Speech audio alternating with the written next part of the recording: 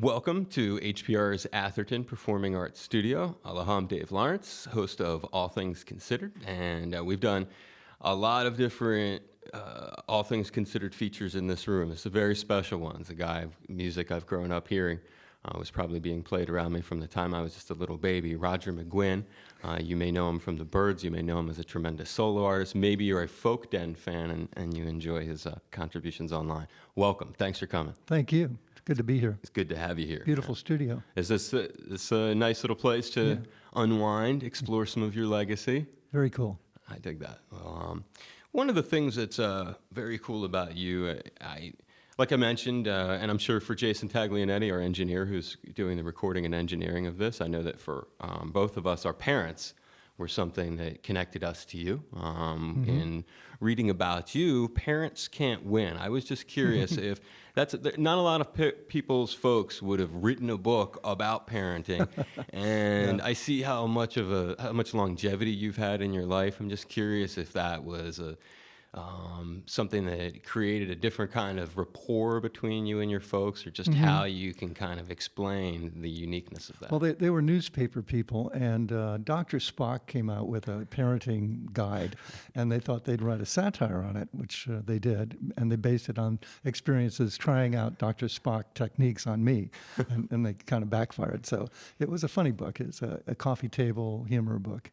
Were they supportive in your aspirations to go into this kind of? Absolutely. Most of their friends were in the theater and other forms of art. They're artists and writers, so they grew up with that environment, and I did too. I grew up with an artistic environment around the house, and when I expressed an interest to be a musician, they said, fine. And they checked out with their friends, like, you think he's got it? And they said, yeah, let him go. He's okay. Do you see that, you say an artistic environment around the house, did that create a nurturing space that kind of led to what you would end up doing? Well, it created a freedom to explore, to practice my music and do things that probably other parents might have thought, he should be doing his homework. Well, on that note, though, was there ever a moment where the proof that you were doing your homework was there, just when you first got a record or something to show them, where they just had that beaming look? Well, it took a while. I got my first professional gig at 17 from the Limelighters. They picked me up. I went to a hootenanny. It was a jam session at the Gate of Horn. It was late at night, and I played banjo with them till 5 in the morning. And Alex Hasselov said, we're looking for a backup musician. Would you be interested? And I said, yeah. And I took the album home and learned the songs and auditioned for them. And I don't want to give all this away, but it's okay. Yeah. Well, they said, great, you got the job. When can you start? And I said, well, I get out of high school in June. And they said, high school? Didn't we meet you in a bar last night? And I said, yeah, they let me in because I don't make any trouble. And they said, well, it's going to work out okay because we're going to do an album for RCA in June, and at least we'd like to have you on that. So I flew out to LA and recorded with them on Tonight in Person, which was their live album from the Ash Grove in LA. And that was the end of my engagement with the Limelighters. And I went up to San Francisco and hung out for a while and got a call from the Chad Mitchell Trio.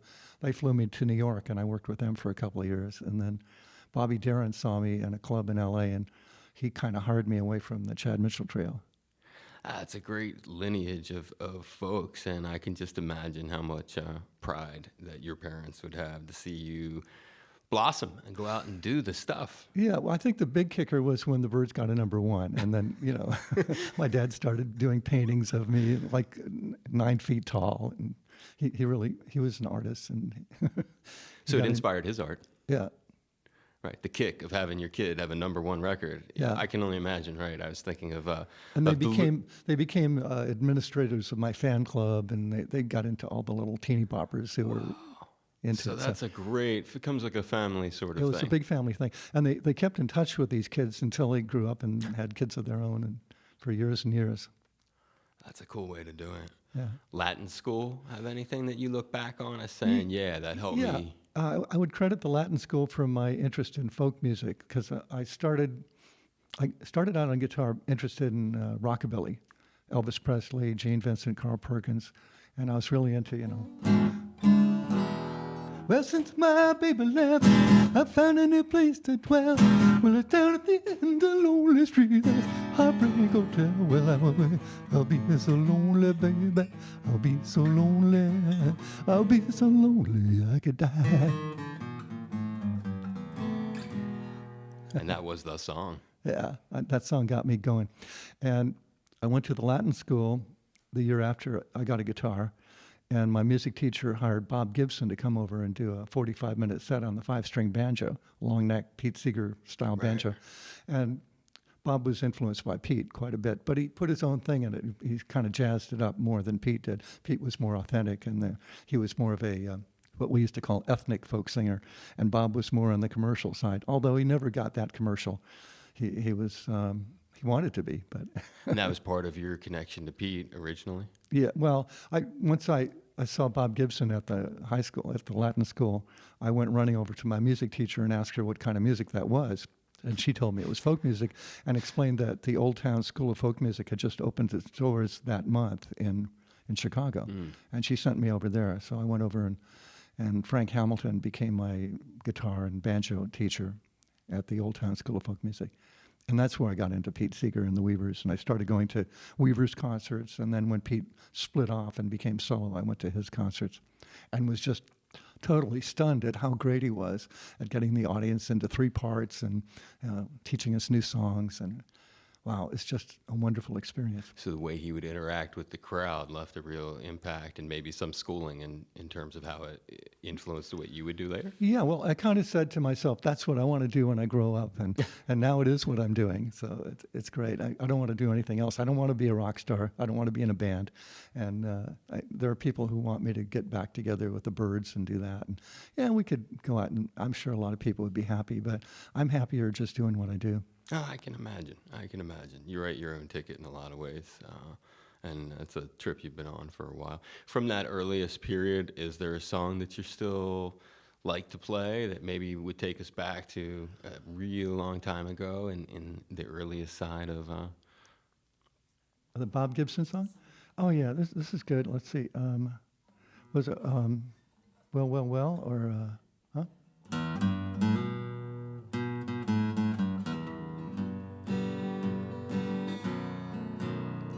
Well, well, well, who's that a-calling?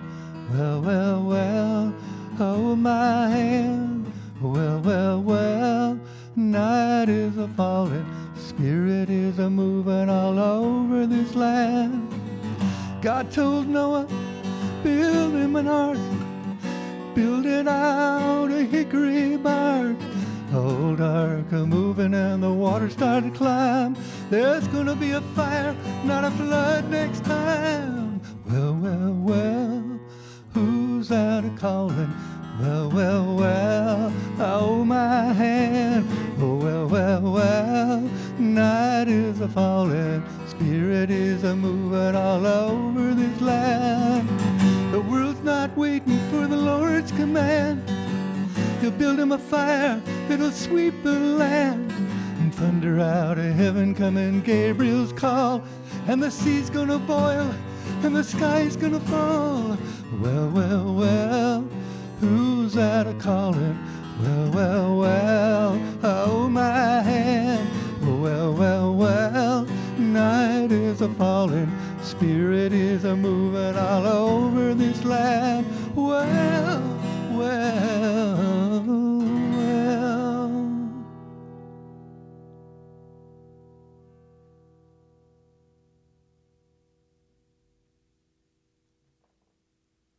I like that ring out in the Atherton Performing Arts Studio. That's Yeah. a nice sound. So Roger that's McGuinn. on an album called Bob Gibson and Bob Camp at the Gate of Horn, and it was recorded on Elektra Records. And I was there when they did the remote. They had a truck outside back in the days when you had to have a truck and cables going in through the door and under the The remote truck. remote truck. Yeah, and it was a wonderful album. One of my favorite albums. I think it's totally unattainable now, except I've got one.